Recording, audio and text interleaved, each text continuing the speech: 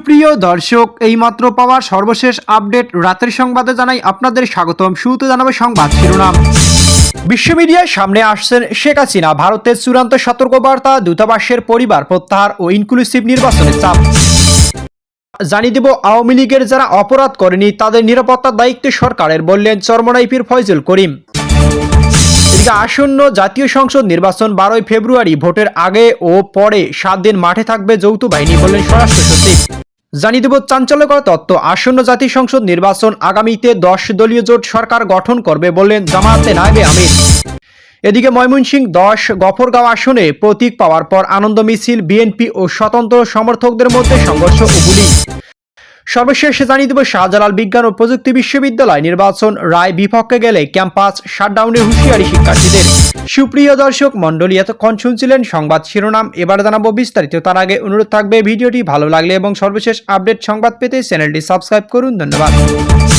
কাঁপছে ঢাকার মসনদ, কি বার্তা আসছে দিল্লি থেকে? দিল্লির প্রেস ক্লাবের বিশ্ব মিডিয়া মুখোমুখি শেখ হাসিনা। দীর্ঘ 15 মাসেরও নিরাপত্তা ভেঙে অবশেষে প্রকাশ্যে আসছেন সাবেক প্রধানমন্ত্রী শেখ হাসিনা। আগামী 23 তারিখ ভারতের দিল্লিতে প্রথমবারের মতো বিদেশি মিডিয়ার সামনে তিনি মুখ খুলতে যাচ্ছেন। তবে এটি কোনো সাধারণ সংবাদ সম্মেলন হচ্ছে না, বরং একে অন্তর্বর্তী সরকারের প্রধান ডক্টর মোহাম্মদ ইউনূসের একগুঁয়েমির বিরুদ্ধে একটি কূটনৈতিক সার্জিক্যাল স্ট্রাইক হিসেবেই দেখছেন রাজনৈতিক বিশ্লেষকরা। জানা গেছে, দিল্লি প্রেস ক্লাবে শেখ হাসিনা একটি লিখিত ভাষণ ডিসপ্লেতে প্রদর্শন করা হবে এবং এরপর ভার্চুয়ালি তিনি সাংবাদিকদের প্রশ্নের জবাব দেবেন। কূটনৈতিক মহলের মতে বাংলাদেশি ইনক্লুসিভ নির্বাচন ছাড়া কোনো সরকারই দীর্ঘস্থায়ী হতে পারবে না। জোর করে নির্বাচন চাপিয়ে দিলে তারা কোনো বিশ্বাসযোগ্যতা থাকবে না, যা আখেরে দেশকেই অস্থিতিশীলতার দিকে ঠেলে দেবে। গত 15 মাসে অন্তর্বর্তী সরকারের সঙ্গে যে বৈরী আচরণ করেছে তার জবাব ভারত কোনো প্রতিশোধমূলক ব্যবস্থা নেয়নি।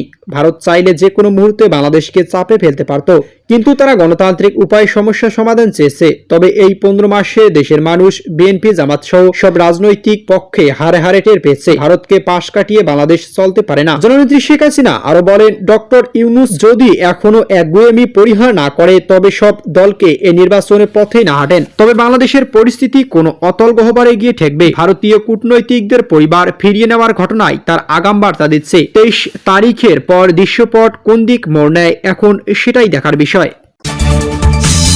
এদিকে আওয়ামী লীগের যারা অপরাধ করেনি তাদের নিরাপত্তার দায়িত্ব সরকারের, বললেন ফয়জুল করিম। ইসলামী আন্দোলন বাংলাদেশ মনোনীত বরিশাল 5 ও বরিশাল 6 আসনের প্রার্থী মুফতি সৈয়দ মোহাম্মদ ফয়জুল করিম বলেছেন, আওয়ামী লীগের যারা করেন সরকার তাদের নাগরিকত্ব তো বাতিল করেনি, সরকার আওয়ামী লীগের কার্যক্রম নিষিদ্ধ করে দিয়েছে। যদি আওয়ামী লীগের কোনো ব্যক্তি অন্যায় না করে, তার বিরুদ্ধে মামলা না থাকে, তবে তার নিরাপত্তার দায়িত্ব সরকারের। এদিকে আজ বরিশালে প্রেস ক্লাবে সাংবাদিকদের সঙ্গে অনুষ্ঠিত মতবিনিময় সভায় সাংবাদিকদের এক প্রশ্নের জবাবে তিনি কথা বলেন। আওয়ামী লীগের নেতাকর্মী সমর্থকরা কাদের ভোট দেবেন এমন প্রশ্নের জবাবে তিনি বলেন, যাদের মধ্য দিয়ে জানমাল, ইজ্জত, ব্যবসা বাণিজ্য নিরাপত্তা পাবে তাদেরকে ভোট দেবেন। জামাতে ইসলামীর সঙ্গে জোট প্রসঙ্গে ফয়জুল করিম বলেন, জামাতে আমিরের সম্মানার্থে তার আসন ইসলামী আন্দোলন প্রার্থী দেয়নি। তিনি জামাতে আমির আমাদের সম্মান করে তাদের প্রার্থী তুলে নিয়েছে, এজন্য ধন্যবাদ। এদিকে ভোটের আগে 4 ও পরে 7 দিন মাঠে থাকবে যৌথ বাহিনী, বললেন স্বরাষ্ট্র সচিব। আগামী 12 ফেব্রুয়ারি ত্রয়োদশ জাতীয় সংসদ নির্বাচন ও গণভোটকে সামনে রেখে দেশজুড়ে যৌথ বাহিনী মোতায়েনের সিদ্ধান্ত নিয়েছে সরকার। ভোট কেন্দ্রিক মোট 12 দিন মাঠে থাকবেন যৌথ বাহিনীর সদস্যরা। ভোটের আগের 4 দিন ভোটের দিন এবং ভোটের পরে আরো 7 দিন মাঠে থাকবেন তারা। এ তথ্য জানান স্বরাষ্ট্র সচিব নাসিমুল গনি। নির্বাচনের সামনে রেখে সার্বিক আইন শৃঙ্খলা পরিস্থিতি নিয়ে এক উচ্চ পর্যায়ের সভা তিনি এসব কথা বলেন। রাজধানী তেজগাঁও প্রধান উপদেষ্টার কার্যালয়ে গুরুত্বপূর্ণ এ সভায় সভাপতিত্ব করেন প্রধান উপদেষ্টা অধ্যাপক ডক্টর মোহাম্মদ ইউনূস। সভায় স্বরাষ্ট্র সচিব আগামী 5 দিনের মধ্যে স্থানীয় পর্যায়ের বডি ক্যামেরা পৌঁছে যাবে। পুলিশ ও অন্যান্য বাহিনীর সদস্যরা প্রয়োজনীয় ক্ষেত্রে ড্রোন ব্যবহার করবেন। শফিকুল গনি বলেন, আজ থেকে স্বরাষ্ট্র মন্ত্রণালয়ের যুগ্ম সচিব নেতৃত্বে একাধিক টিম নির্বাচন সংক্রান্ত মাঠ পর্যায়ে যাবতীয় তথ্য 24 ঘন্টা মনিটরিং ও রেকর্ড করবে। আগামীতে 10 দলীয় জোট সরকার গঠন করবে, বলেন জামাতে নায়েবে আমির। জামাতে ইসলামীর কেন্দ্রীয় নায়েবে আমির ডক্টর সৈয়দ আব্দুল্লাহ মোহাম্মদ তাহের বলেছেন, আগামী 10 দলীয় জোট সরকার গঠন করবে। এ জোটে দেশের একমাত্র জীবিত বীর বিক্রম মুক্তিযোদ্ধা এবং ছাত্র প্রতিনিধিরা আছে। আমি চাই প্রতিহিংসার রাজনীতি বন্ধ হোক। এদিকে আজ কুমিল্লা 14 গ্রামে পৌরসভা সহ উপজেলা 13 ইউনিয়নে সাবেক চেয়ারম্যান ও কমিশনার মেম্বারদের নিয়ে মতবিনিময় সভায় প্রধান অতিথির বক্তব্যে এসব কথা বলেন তিনি। সৈয়দ আব্দুল্লাহ মোহাম্মদ তাহের বলেন, আমি নির্বাচিত হলে দলীয়ভাবে কাউকে বিবেচনা করব না, সবার সঙ্গে সমান গুরুত্ব দিয়ে কাজ করব। আগামী নির্বাচন একটা চ্যালেঞ্জ হিসেবে নিতে হবে। আগামীর বাংলাদেশ সব শ্রেণী মানুষের অধিকার রক্ষা বাংলাদেশ হিসেবে মনে করতে হবে। তিনি আরো বলেন, আগামী নির্বাচন আমাদের তরুণ প্রজন্মের জন্য একটি সুখী সমৃদ্ধশালী সমাজ উপহার দেওয়ার জন্য একটি মাইল ফলক হিসেবে কাজ করতে হবে। নারীর অধিকারের ব্যাপারে আমরা অধিক সোচ্চার আছি। এদিকে প্রতীক পাওয়ার পর আনন্দ মিছিল, বিএনপি ও স্বতন্ত্র সমর্থকদের মধ্যে সংঘর্ষ ও গুলি। ময়মনসিংহ 10 গফরগাঁও আসনে বিএনপি ও স্বতন্ত্র প্রার্থী সমর্থকদের মধ্যে সংঘর্ষের ঘটনা ঘটেছে। এ সময় গুলি করার ঘটনাও ঘটেছে। এ ঘটনায় বেশ কয়েকজন আহত হয়েছেন বলে খবর পাওয়া গেছে। আজ বিকাল 5:15টার দিকে পৌর শহরের থানা এলাকায় ইসলামিয়া স্কুলের সামনে এই ঘটনা ঘটে। পুলিশ ও স্থানীয় নেতাকর্মীরা জানান, বিকেলে প্রতীক পাওয়ার পর বিএনপি প্রার্থী সমর্থক ও স্বতন্ত্র প্রার্থী সমর্থকরা আনন্দ মিছিল বের করে। আনন্দ মিছিল দুটি থানা এলাকায় ইসলামিয়া স্কুলের সামনে গিয়ে মুখোমুখি হয়ে একত্রিত হয়ে যায়।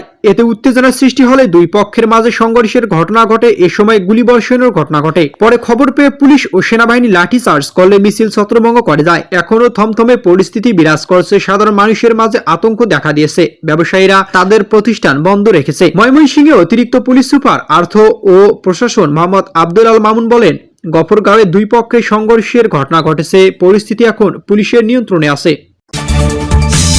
সাকসু নির্বাচন রায় বিপক্ষে গেলে ক্যাম্পাস শাটডাউনের হুঁশিয়ারি। শাহজালাল বিজ্ঞান ও প্রযুক্তি বিশ্ববিদ্যালয় কেন্দ্রীয় ছাত্র সংসদ সাকসু নির্বাচন নিয়ে অনিশ্চয়তা তৈরি হয়েছে। এই পরিস্থিতিতে হাইকোর্টের রায় শিক্ষার্থীদের পক্ষে না এলে পুরো ক্যাম্পাস কমপ্লিট শাটডাউন ঘোষণা করা হবে বলে হুঁশিয়ারি দিয়েছেন সাকসু নির্বাচন বিভিন্ন পদের প্রার্থীরা। শাহজালাল বিজ্ঞান ও প্রযুক্তি বিশ্ববিদ্যালয় কেন্দ্রীয় ছাত্র সংসদ সাকসু নির্বাচন নিয়ে এই আলটিমেটাম দেন। এদিকে আজ বিশ্ববিদ্যালয় কেন্দ্রীয় লাইব্রেরি ভবনের সামনে আয়োজিত এক সংবাদ সম্মেলনে এসব কথা জানান তারা। সংবাদ সম্মেলনে শিবির সমর্থিত প্যানেলের ভিপি প্রার্থী দেলোয়ার হাসান শিশির বলেন, গতকাল আমাদের ভোট গ্রহণের কথা ছিল, কিন্তু একটি দলের প্রচারণায় দুই প্রার্থী ভোটের মাত্র 2 দিন আগে হাইকোর্টে রিট করেছেন। এর ফলে প্রায় 9000 শিক্ষার্থী গণতান্ত্রিক ভোটাধিকার হরণ করা হয়েছে। আমরা এই ঘটনায় তীব্র নিন্দা জানাই। একই সঙ্গে দাবি জানাচ্ছি হাইকোর্ট যেন অনতিবিলম্বে শিক্ষার্থীদের পক্ষে রায় দেন, অন্যথায় সাকসু ক্যাম্পাসে কমপ্লিট শাটডাউন ঘোষণা করা হবে।